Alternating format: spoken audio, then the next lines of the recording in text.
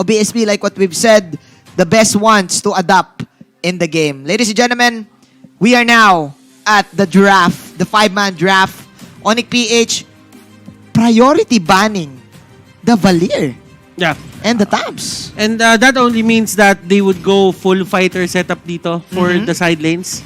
They're not gonna go for those cheeky mage side lanes. Yeah. Probably an Esmeralda for ONIC-PH. Hindi natin alam. The Thams is there as well. Usually kapag Valir na yung binaban mo, you wouldn't really want the other team to actually get it. Pero the thing is, wala yung Thams dito. Binan ng ONIC-PH. They ban out the Uranus din. Onto the side of BSB, they ban out the Yuzhong, Selena. So that is an implication na baka gusto nila mag-Yison Shin. Pwede. Kasi tanggal ang vision control dito. Sabi ng BSB, ayaw namin ng high tempo vision control coming in from your side, especially with the Selena. But then again, the Luyi is also open. Yeah. The Popol and Kupa is also open for ONIC-PH. Let's see kung papasok ba dito yung sinasabi mong all fighters, pseudo fighters and pseudo tank setup for ONIC-PH. What is going to be the opening? Esmeralda is an option. Atlas is also an option, actually. Kufra is an option. Pwede sila kumuha ng YSS. It wouldn't really hurt them if they would go for it. And they will go for the Khalid. I think for some of the teams dito, like ONIC-PH, for Bren and the others, parang hindi naman sobra-sobra yung pagkakaroon nila ng emphasis into getting that Khalid. Pero kasi sobrang annoying ng Khalid. Yeah. Magugulat ka na lang na hindi pala namamatay. Oo. No, magugulat ka na lang na akala mo nagdadasal eh. At ang taas ng sustain. Actually, that self-healing is a good kit for the off-laners, the sustain side laners. And we're still not sure if who's gonna play it, if it's going to be Iyaknu and Lar. Meanwhile, na-open na dito, like what you've said, Butters, Yishon Shin. There's actually a nerf on Yishon Shin. Yeah. But still, players are using it because of the vision control and of course, yung crits. But we shall see dahil mukhang inubos na ng ONIC-PH dito yung kanilang side lane fighters, the Balmond and Khalid. Yeah. And ito na yung sinabi natin kanina, Manjin. Double fighter setup onto the side lane. So they don't really want Valir to be there. Bakit mo baban si Valir? Because Durance is one of the things na talagang kaya ko counter dito. Yeah. And kapag ikaw isang Valir, parang natural Durance carrier ka eh. Oo. Kasi may ability power and meron ding damage, 'di ba?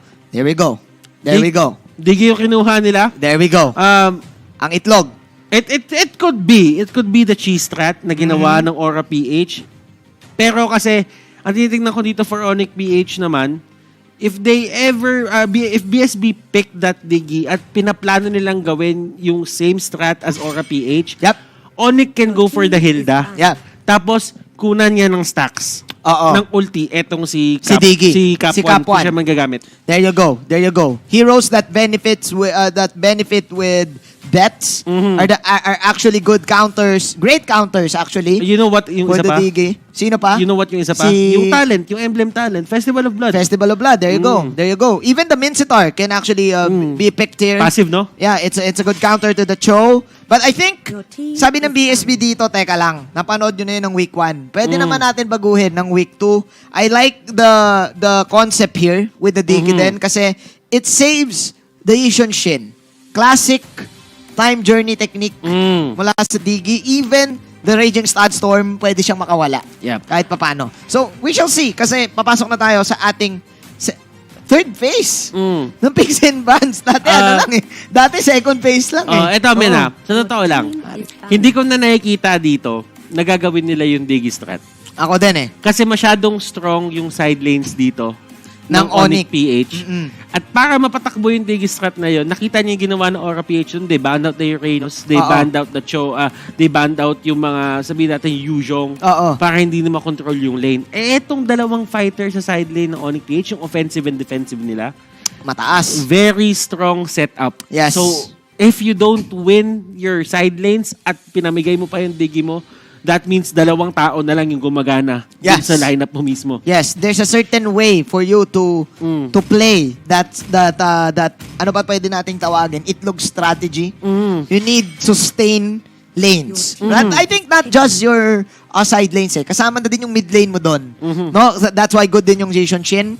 But this time, BSB, they're respecting the course here now for the side of ONIC-PH. I like the TAMS and the X-Borg ban para sa side ng ONIC.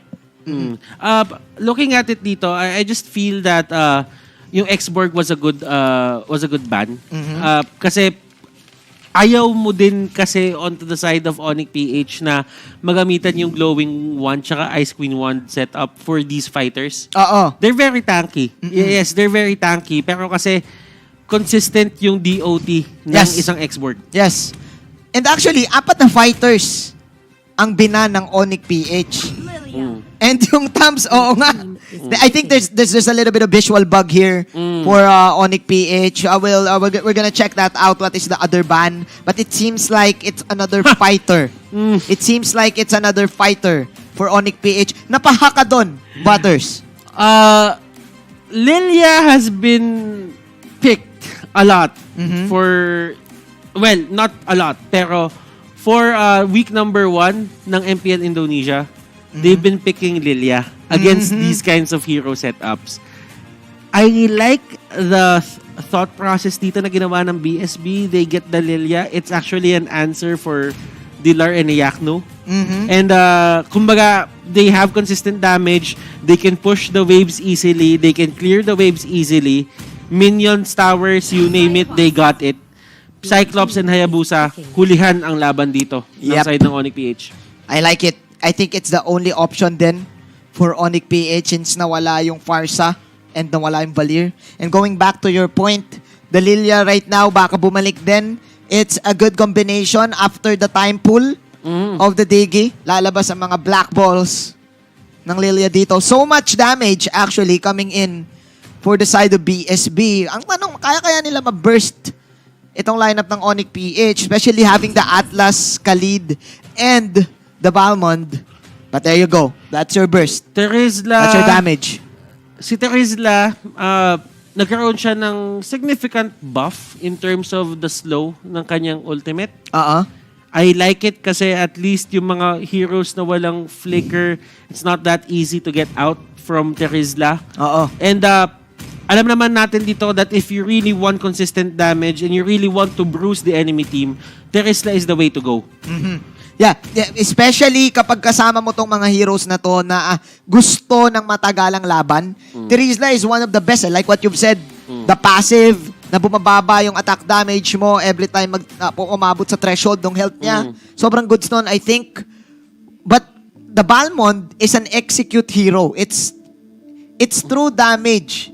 Execute siya. So I think parang nagko-kontrapelo yung passive ni ang tawag Terizla, dito, pwedeng ma-counter lang ng Balmond ang tawag dito pare, complicated relationship. Complicated relationship.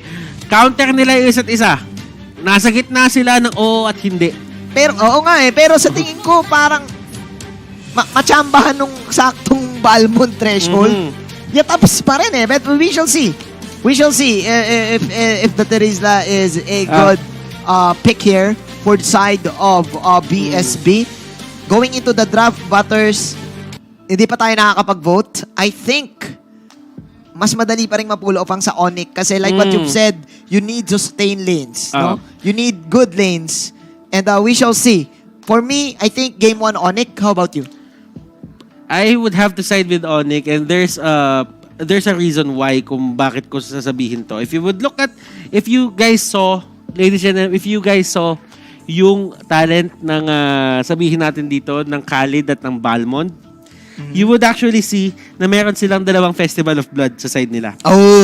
So, they're actually prepared. For the Digi.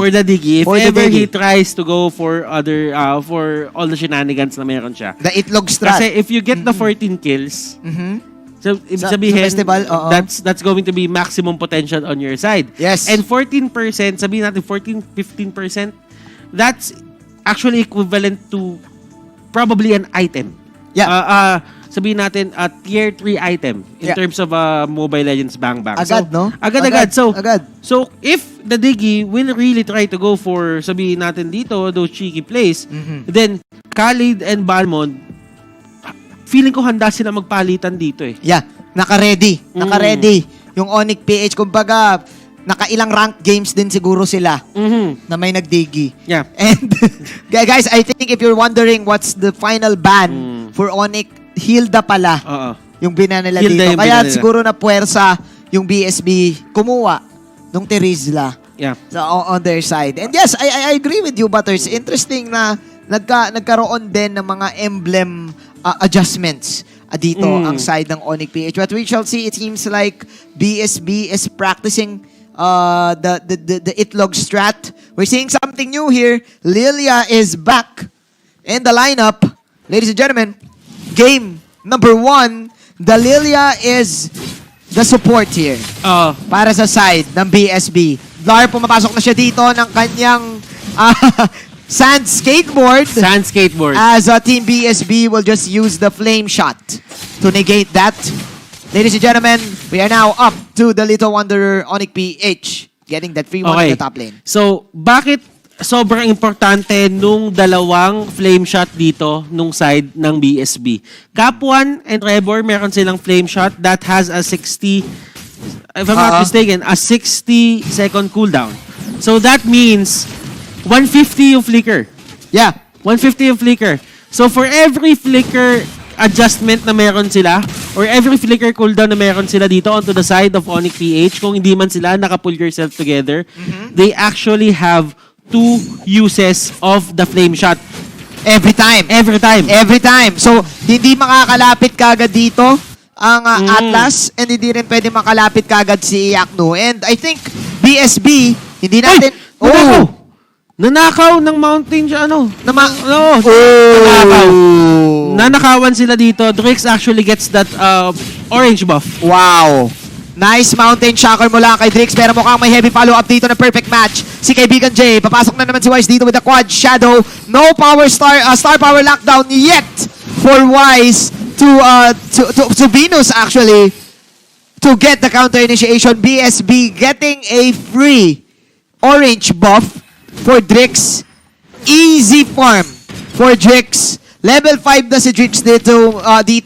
Meanwhile, ONIC PH, ladies and gentlemen, still finding their experience. Medyo unfortunate. Actually, sobrang unfortunate. Kung ikaw nga Yabusa, kasi gusto mo talagang magkaroon ka ng proper levels to get yourself going, especially na digi lineup tong kalaban mo. Ay, nako! May sinipa pa. First blood coming in from Joe. BSB on a roll for the first 2 minutes ng ating laro. Alam mo, ito yung nakikita ko dito. BSB, they got the orange buff na bigay nila kay Drix yun.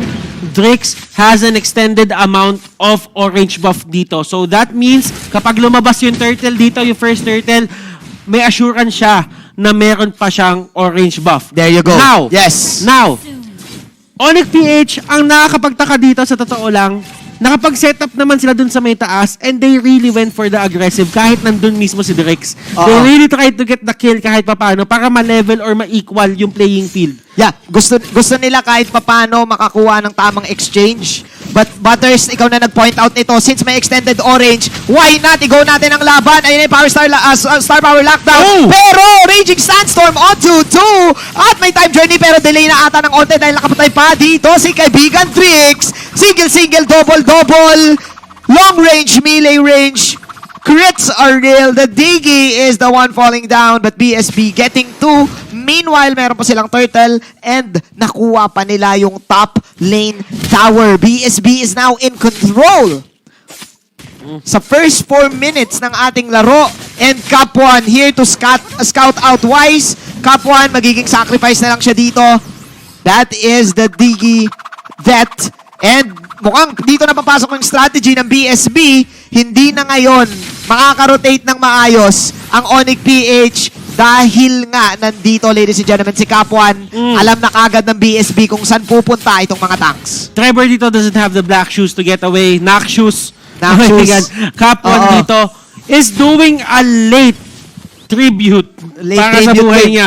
Naging late tribute na to. Kumbaga, hindi to katulad nung ginawa ni Caplicia from the get-go. Yeah. He took himself down. Ang ginawa niya dito, he just went for the early levels. Sinubukan niya muna kunin yung extra level sa time bomb niya para magkaroon siya ng extra threat. At And least, look at this. yeah. Hinahanap niya talaga kung nasan dito si Wise. At least may onting damage. And I think it makes sense. It makes sense talaga ng todo. Kasi ngayon may sustain na yung team nila eh.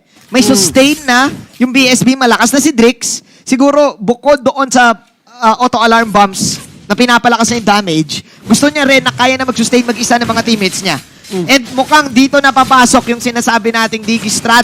Let's see how can the Festival of Blood counter this. Mukhang tinutuloy-tuloy pa rin ng ONIC-PH ang pag-kill sa kanya, pero ang BSB, kuha na ng mga towers. I've been hearing a lot of things about, sabihin na natin dito sa Digi, na bakit niya ginagamit yung ultimate niya.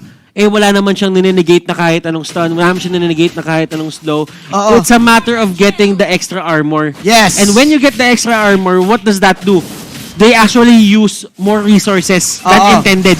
To get you. Pero Atlas will actually get the turtle. That is the kill onto Drix. Star running away. Pero hinampas siya ng maso dito. At ayun yung star power lockdown ni Oh My Venus. Sama pa ng mga planets attack with the execute kill. Coming in from Iaknu, Trevor, still running away, and BSB, even though nakakuha sila ng magandang vision, nakuha sila ng magandang space, it's still ONIC-PH getting that victory. Kapuan now in the mid lane. Pause muna tayo doon sa Itlog Martyr Strat. Oh. Kuya Butters. Meanwhile, makukuha ata dito si Wise, pero flicker out on the show. And alam na natin yan, automatic. Huwag ka na magtaka kapag namatay ang isang Digi. Ngayon, katulad nung post ng ONIC-PH kanina, Winnie the Pooh, hindi Winnie Monson, Winnie the Pooh, ang ONIC-PH dito, in terms of getting the objective sa buong mapa. Oo. Wish sila magpapatigil dito, pre. Hindi talaga. Wish na wish. Wish Khalifa. Wish. Wish na wish. Wise na Wise. Oo. And look at the score of Wise. 5-0-7. Ladies and gentlemen, this is scary. Kasi even though you are the Lilia, even though you are the Yishun Shin, with the shadow kill, susundan ka ng ultimate ni Wise eh. Susundan ka ng ultimate. So this is looking bad right now for BSB. ONIC-PH, they stayed with their win condition, and their win condition is to the clutch win that turtle fight. After that, they're now in control of the entire map with just one fight. Butters, 15-4. BSB they were actually leading by 2K, 3K kanina. But I think BSB, they underestimated the damage potential of the AOEs na meron ng ONIC-PH. Kung kailan ginawa nila Kapuan etong sacrificial Digi, feeding Digi strategy, doon bumaliktad lahat-lahat. And it's not like ONIC-PH dito is actually putting a lot of emphasis para kay Digi na ma-takedown siya or alam mo yon, pagkaisahan siya ng mga tao dahil nagbibigay siya ng kill. Ang ginagawa dito ng ONIC-PH, sige gawin niyo yan. Kulitin mo si Wise. Pero si Wise lang bahala sa'yo. Okay lang. Okay lang. Okay lang. Hindi ka namin iintindihin. Nakakilling spree si Wise. Kapag ka na-takedown ka niya, kung ano man yung bomba na binato mo, na lifesteal niya yon galing sa sarili mong buhay at nakuha niya yung killing spree proc. So it's going to be okay. Sulit. Sulit pa rin. Kumaga, kahit walang gold, sabi ni Wise, okay lang, mayaman ako. Oo, mayaman ako. Hindi ko kailangan ng gold. Malakas na ako. May item na ako. Oo. But the thing is, kasi kapag ka na-takedown mo si Wise dito, there is this illusion na kapag ka napatay mo etong si Wise, yung kanyang kill streak, napakataas. So, pagka yung kill streak na yon napakataas, ibig sabihin, mas malaki yung shutdown gold. Shutdown gold na binibigay. Totoo. Pero yung shutdown gold na yon hindi siya actually nag-equate dun sa nakukuhang pera ni Wise. Kasi at this point on, wala nang binibigay na gold yung Digi na yan. Totoo. So, nagkakaroon ka ng economy na si Wise hindi naman talaga nakakaangat ng todo-todo. Pero, kapag pinatay mo siya, iaangat ka niya. Yeah. Kumbaga, yung sobrang taas ng value ni Wise, wala na nga siya nakukuha masyado, nalulugi na siya sa Nalulugi stats. na siya, oo. Lugi na siya sa endurance. Oo. Pero, masundutan mo lang ng onte, daig mo pa nanalo sa loto. Parang ganun. Yun yung ano yung 20 taya, panalo 50. Panalo 50, ganun. Pwede. Kumbaga ang taas ng odds. Oo. Pag nahuli mo dito, si Wise. And I think that's the mission for the side of BSB.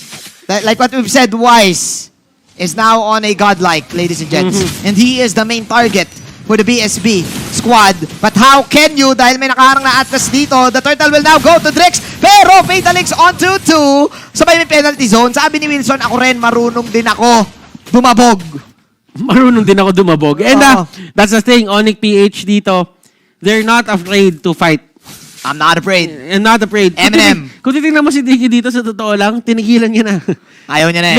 Medyo, ang ginagawa na lang ni Diggy ngayon, information. Ayan, sabi nga. Sige, papakita uli ako. What's up? Kamusta?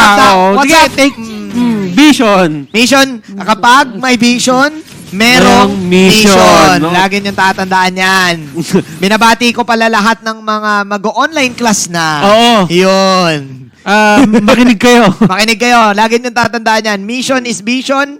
And with mission, may core values. And mukhang wala nang core values dito ang side ng BSB dahil chinukchak nga ni Wise. Si kaibigang Wilson, the star power lockdown will connect on to Trevor, but that is the black shoes. Trevor will go for the counter play. Drix going in for the Bloods. They will chase this with the traceless in. The Digger is still here. Naku po, nahuli pa si The Queen. Sinipa papalik, may onting pektus. May Venus will use the Cyclone Eye to get away. Anna will dodge the planet's attack, and Team BSB. Ang layo ng hinabol nila pero isa lang ang nakuha nila, which is si Wise. But I think it's okay kasi na-even up pa rin yung macro ng map. Raging Sandstorm coming in from Blar, but that is the reverse time. Counter go for the side of BSB. It's still a good game. Yeah. Actually, for Team BSB. Masaya si Dilar na kahit na takedown siya doon, hindi nawala yung mid lane turret na yan. Yes. That is the most important part of the ONIC-PH map right now. Na Yes. kapag katumumba yan, there is a big chance na BSB can just turn this around kasi open na yung floodways dito. Yes. Can you call it floodways? I'm gonna call it floodways. Yes. Doon sa may mga jungle monsters sila. Oo. Now, tignan mo man, Jean, looking at that fight, i-analyze ko na yung fight dito. Sige. Tignan mo yung gold. Kanina lamang yung ONIC-PH ng 1K to 2K gold. Yun na nga. Nung namatay si Wise, ng isang beses, umangat bigla yung BSB. And that's the shutdown goal na sinasabi natin. Yun na nga ang bingo, ladies and gentlemen, para dito sa side ng BSB. And anak ko po, mukhang may Mountain Shocker coming in dito. Quad Shadow, mahuli pa ata. Okay, so mahuhuli si Kapuan. Ba't nga ba natin inahype yan? Si Diggy na automatic nga naman na yun na ang mission niya. Probably still gonna give another shutdown gold para sa kanyang team. Wilson, ladies and gentlemen, siya ata mahuli dito. Penalty zone on 2-2. Where's the Fatal Licks? Wala. Mawala dito si Jay. Another pick-off coming in for BSB. Slowly but surely, Team BSB picking off ONIC-PH one by one. Man, ang ganda rin kasi ng combo eh. Reverse time doon sa mga chaotic orbs, balls ni Trevor. And then you have a Mountain Shocker. So, ang dami mong follow-up kapag ikaw din ang BSB. Kaya, man, ang taas din ang damage output. This another kick. And there you go. Basag ang Torre dito ng side ng ONIC-PH. Dito na papasok yung sinabi mo, Butters, importanteng Torre sa mid. Men, ito yung nag-upload ako ng video sa TikTok. Ano Sabi ko, abangan nila si Ana. At ayun na. Yung iba, pre, sabi nila, bakit daw si Ana? Yun yung dahilan kung bakit si Ana. Nasipa niya si Wise papunta sa kawalan. Nako na nga, nagkasipian na time journey coming in. But that is a shutdown na magmumula dito sa Balmond. Ana coming in. He wants to get Blar. Pumasok dito ang auto-alarm bombs. At nasipa pa siya patalikod. 22-10. BSB. Manning up to the runner-ups. And now, Butters, coming into the late game, we're always saying na ang Balmo nag-i-expire ang damage output. Yeah. And there you go. Sige, may nakuha siyang kills. That is a mega kill. But man, yung counter go ng time journey showing us dito sa Gillette Instant Replay, it saved BSB for the potential loss. But right now, it's still ONIC-PH going into the Lord. Half-health ang Lord natin dito. Nandito na si kaibigang Wilson. The knock-up is there. Magmumula sa Lord. Trevor, Black Shoes out. Wise, sinong first target niya? Yung Lord nalilito na rin. Time Journey! Oh! Wise! Pero still, nakapatay pa rin ang side ng BSB. Iyak no running for his life. Flicker out. Hinahabol siya ng umiikot na itlog. The speeding egg mula dito sa side ng BSB. Top 1. Still, BSB, even though Wise with the clutch, Lord still, BSB with the sustain that they have, with the items that they have, automatic 3 kills at masasayang yung take dito ng ONIC PH. Let's try to analyze that fight, Manjin. Ito yung nangyari. Si Wise was there, ONIC PH, they knew that it was the perfect time for them to actually contest the Lord. Yes. Sabi kasi nila, Drix isn't really in the area. Oo. And pagka wala si Drix, wala silang retribution. Yun na nga. So that means one up na agad yung ONIC PH doon. Wala na yung carry nila, wala na yung main source of damage nila, wala ka pang retribution. So it was really the perfect time to fight. Yeah. But what I liked about BSB there is hindi na nila tinutukan yung Lord. Sabi nila, hindi din naman natin maaagaw yan kasi nasa kanila yung retribution kahit subukan natin. May chance, pero slim. Yeah. So, laban na lang. Laban na lang. Laban na lang. Alam mo na, kumbaga, that is one risky move para sa side ng BSB. And looking at the item, it seems like Drix is the richest one right now. Fatal Links on 2-3. Where's the follow-up? Time Journey counter go. Drix, traceless out. Nasa kanya ang camera dito. Oh, quad shadow, pero ang daming units. Naku po, na-reverse time. Boom!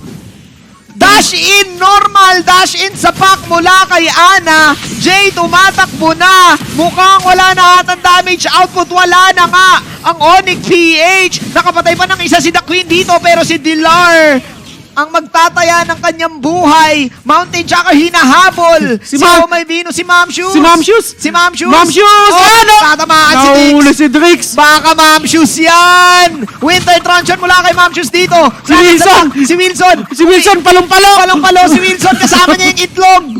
Pero Ma'am Shoes, sabi ni Oh My Venus, pues, meron kayong itlog. Meron akong 5 itlog. At ayan, ang mga planets attack. ONIC PH, Oh My Venus, with the itlog outplays Butters. Ito sinasabi ko sa'yo, Kuya Manjin.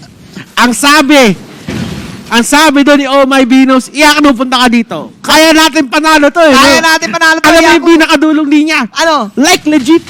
Like legit. Legit with receipt.